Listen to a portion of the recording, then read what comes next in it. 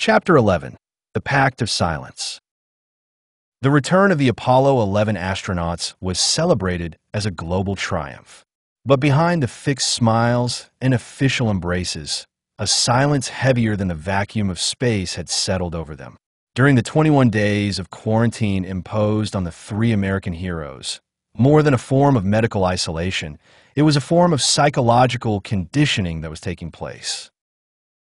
A ballet of government agents, psychologists, and senior NASA officials paraded before them, not to inquire about their health, but to ensure their future discretion. Images of the moon landing had already been seen around the world. America had won its symbolic victory over the USSR, proving its technological supremacy. There was no question about this official version. What happened in the studio, under Kubrick's watchful eye, was to remain forever shrouded in the maze of state secrecy. They were heroes in the eyes of the world, which is true for part of the story. A confidential document, codenamed Project EOS, set the limits of what the astronauts were allowed to say. It was stipulated that any public discussion of their true mission conditions, any contradiction with the story being disseminated by NASA, would be considered a threat to national security. They had sworn allegiance to the official version, not just as patriots, but as soldiers in a Cold War where image was worth more than reality. Neil Armstrong, once a fearless aviator and rigorous engineer, had gradually faded from the public eye. The rare times he appeared in public, it was for controlled, carefully calibrated speeches. His discomfort was evident in each of his interventions. Buzz Aldrin, more impulsive, sometimes descended into fits of anger when the Apollo program was questioned, perhaps evidence of an inner conflict between loyalty and truth. As for Michael Collins, left alone in orbit around the moon, he embodied the strange role of silent witness, the one who had seen without ever touching the lunar surface. In the upper echelons of Washington, an unspoken decision had been made. The people were not ready to know the truth. The lie, however spectacular, had become a pillar of global stability. America was to remain the explorer of the skies, the first to plant a flag on another world, even if that flag had been waved by only a hand in a closed, atmosphereless studio. But as the years passed, doubts grew. NASA engineers, retired or disappointed by the lack of follow-up to the lunar program, wondered, why had we never returned to the moon? Why has no program in over 50 years equaled what is claimed to have been accomplished in 1969? Anomalies in the recordings, inconsistencies in trajectories or technical conditions, gross errors in the official photos. All this was piling up. The worm was in the fruit. At the heart of this machinery, a small circle of insiders held the secret. Military personnel, scientists, a few senior officials from the CIA and the White House, all bound by a pact of silence. This pact, formalized through contracts but reinforced by a culture of fear and surveillance, prevented any major leaks. Some had tried to speak out. They had been discredited, ridiculed, and sometimes even found dead under suspicious circumstances. But an event would upset this precarious balance. In 1983, President Reagan made a strange statement during a speech to the United Nations. He spoke of an extraterrestrial threat and the unity it could bring about among peoples. Many saw it as a metaphor for the Cold War. But for those in the know, it was a signal. A warning to those behind the scenes who knew that humanity might not be alone, and that the secret, until then well kept, might one day explode into the open. The lie had served its purpose well, but at what cost? Chapter 12. The Memory of Glass. The dimly lit hangar echoed with the clatter of tools and the whir of generators. Inside, under a stiff khaki tarp, lay one of the last uncatalogued fragments of the Roswell crash. A translucent block, smooth as polished crystal, which scientists nicknamed the plate. It appeared inert, yet several engineers claimed that its internal structure reacted to certain electromagnetic stimuli. To the naked eye, it was nothing more than cut glass, but under an electron microscope, An entire world of circuits would briefly activate before freezing again in silence. Since 1947, research on this material had been conducted in the utmost secrecy. Internal documents classified it as Composite NV7, a code name meaning not vulnerable. Level 7, meaning no attempts at destruction or disassembly had been successful and reproduction was impossible. It was stronger than diamond, but more flexible than glass. No known alloy matched it. Most disturbingly, it seemed to retain a memory, not a binary memory, but a dynamic, evolving, almost living one. Dr. Harold Symes, an optoelectronic physicist, was dispatched to the White Sands Laboratory in 1963 to work on this anomaly. In his early experiments, he noticed that certain sequences of infrared light slightly altered the opacity of the plate. Over the years, he came to believe that the object not only contained information, but that it reacted to human intent, as if matter itself possessed a learning or recognition mechanism. It was this discovery that had prompted DARPA in the 1970s to create top-secret laboratories around the idea of photonic memory. What they had never said publicly was that the first attempts at photonic microprocessors, the beginnings of quantum computing, had been inspired by spectral analysis of the wafer. The logic circuits believed to have been invented were in fact only incomplete copies of patterns observed in the extraterrestrial material. One of the documents declassified in 1999 referred to a nonlinear, multidimensional holographic structure capable of containing exabytes in a volume barely 1 cubic centimeter.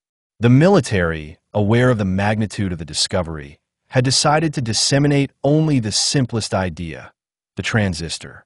The rest, photonic interconnect, self-replicating memory, fractal coding, was left on the shelf, deemed too advanced for the time, and above all, too dangerous. Journalist Sam Kepler, while consulting forgotten archives at Utah base, had come across an internal memo dated 1959. It clearly stated, "Component NV7 may be a fragment of consciousness, not for public display." This enigmatic sentence haunted him. A fragment of consciousness?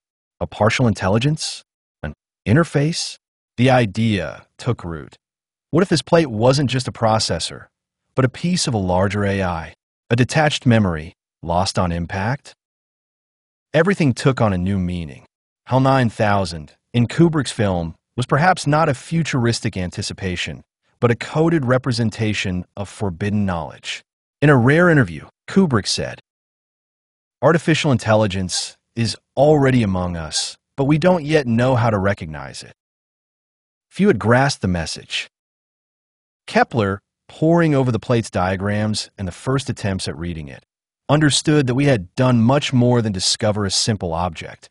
We had laid our hands on an encapsulated civilization, a consciousness sleeping in the glass, waiting for a signal, a silent memory like that of a lost ship carrying the fragments of a vanished people in search of a world to reanimate.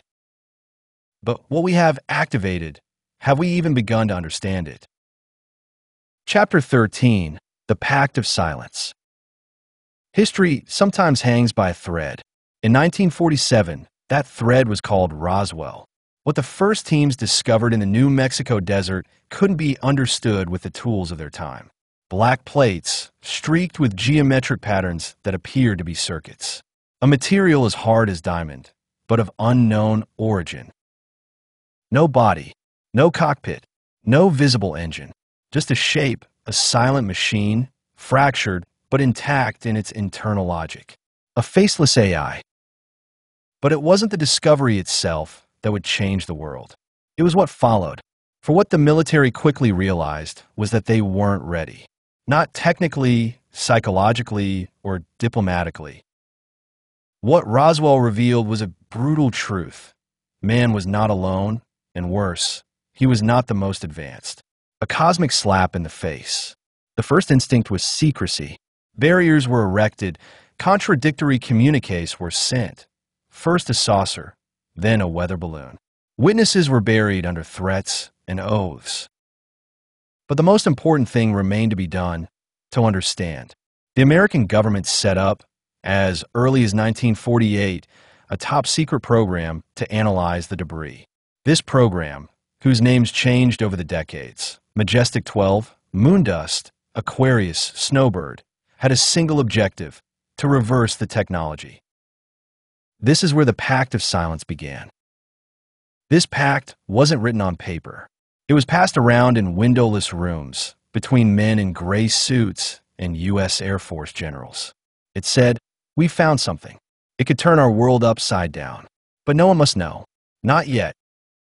The idea was simple. Anything extracted from this technology would be used first for military purposes and then transferred to the private sector as accidental discoveries.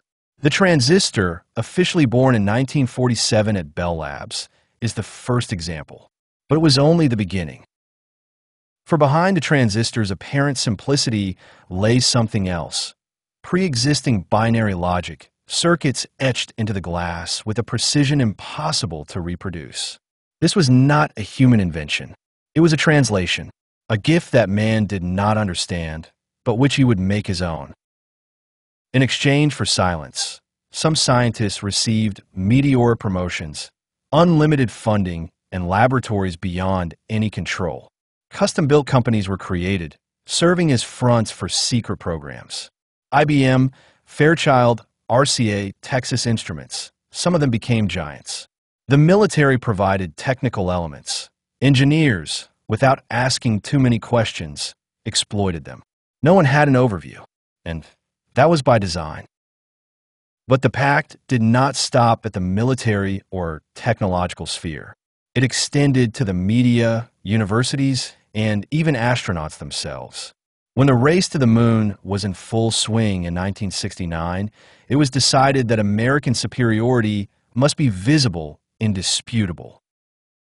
It was uncertain whether the Apollo 11 mission could actually land on the moon. The LEM was experimental, the navigation systems were hazardous, and the margins of error were enormous. So, to ensure success, a staging was used just in case. It was in this context that a certain Stanley Kubrick was approached. The director had just completed 2001, A Space Odyssey, a film whose sets, special effects, and scientific rigor surpassed anything NASA itself had ever produced. He was the ideal candidate. He was offered a deal: shoot a backup version of the moon landing, which would be released in case of technical or diplomatic problems. A version that no one would see, unless. What Kubrick realized next was that his footage was indeed going to be used, not as a plan B, but as the plan. Because the actual landing was too risky, and above all, the truth had to be controlled. The images, clean, heroic, perfectly calibrated, had to leave their mark on history. They had to reveal nothing of the doubt, the danger, or the real origins of the technology that had made this giant leap possible. Kubrick, trapped in his own creation, remained silent. His moral contract, undoubtedly broken at that moment, was replaced by another form of fidelity: symbolic transmission. For 2001 was not just a science fiction film. It was a key, a coded message, a confession. Here again, the Pact of Silence worked. Hollywood received, in exchange for its collaboration, unprecedented budgets. Directors like Spielberg and Lucas were able to explore themes related to extraterrestrials, AI, and vanished civilizations. The public, for its part, was prepared. For what exactly? No one knew. But the inconceivable had to be made plausible. All this, of course, was not contained in any official document. It was floating knowledge shared by a few insiders. Lockheed engineers, Groom Lake test pilots, film technical advisors, NASA project managers. Anyone who had seen, heard, or touched something and understood that the best way to keep a secret was not to hide it, but to dilute it in fiction. This Pact of Silence was not only American. Other nations participated, or at least benefited indirectly. Japan, through electronics. Europe, through shared space programs. The USSR, through its own discoveries. For Roswell, may not have been an isolated case. But as the decades passed, the lie became harder to maintain. The internet, high-definition images, open data, all of this was gradually undermining the foundations of this legend. And above all, a new generation was emerging. A generation that, with more resources than Apollo, was unable to replicate the feat of 1969. A generation that, unknowingly, was hitting the invisible wall of forbidden truth. His memory, if that was what it was, appeared fragmented in a network of nanoscale optical circuits, housed inside a translucent block similar to glass, but as hard as diamond. No human equivalent could compete. Even today's supercomputers, at their size, cannot compete with the density of information contained within these plates. Another question remained. Did this AI have a mission? Was it alone? Why had such an advanced machine found itself wandering near such a primitive planet? CIA scientists speculated that the craft had been attracted by our nuclear explosions, Hiroshima and Nagasaki, as an automated surveillance mechanism meant to detect unstable civilizations. Perhaps a kind of interstellar alert. Perhaps we were the problem, and this AI was merely a silent eye, recorded awaiting judgment. The fact that we were able to extract a component, the transistor, from its entrails without understanding everything, can be compared to a monkey discovering a lighter. We use it without understanding that it comes from a combustion engine, from a logic of pressure and spark, and above all, without understanding that it was not intended for us. AI, on the other hand, never spoke again, if it was ever able to do so with us at all. Today, entire swathes of our civilization rely on this technology that we believe we invented.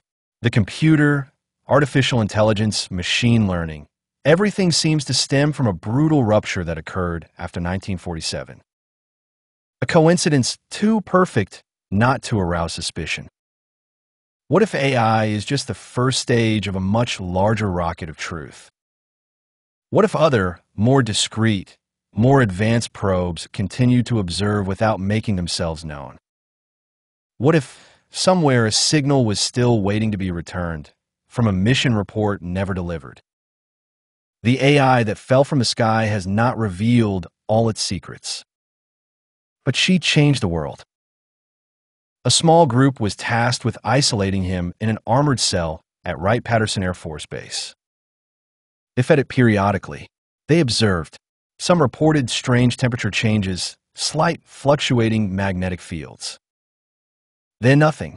Years passed until a scientist working on a side project on semiconductors was inspired by the patterns recorded in the signals emitted by the prism. This is how the first field effect transistor was born a few years later, by simply imitating a structure that was not understood. But no one ever spoke about the origin of inspiration. And above all, no one made the connection between HAL 9000, Kubrick's black monolith, and this silent fragment, forgotten in a military basement since 1947.